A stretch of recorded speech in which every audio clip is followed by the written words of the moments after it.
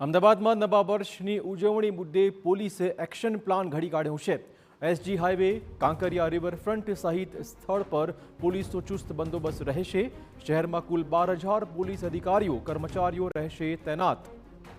આજે સાંજે 6 વાગ્યાથી જ CG road, Sindhu Bhavan road વાહન ચાલકો માટે બંધ કરવામાં આવશે।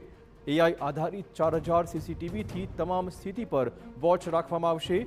ડ્રોન અને બોડી વોર્ન કેમેરા સાથે પોલીસના જવાનો આજે ખડે પગે રહેવાના છે। રેવ પાર્ટીઝ અને નશાખોરોને પકડી પાડવા માટે પોલીસની ખાસ તૈયારીઓ પણ જોવા મળી છે। 443 બ્રેથ એનાલાઇઝર સાથે પોલીસ કર્મચારીઓ ચેકિંગ કરવાના છે। 11 આયોજકોએ ડાન્સ પાર્ટી માટે મેળવી છે તંત્રની permission. Riverfront, SP ring road, CG road, Ellis Bridge વિસ્તારમાં ચાંપતો બંદોબસ્ત ગોઠવી દેવાશે।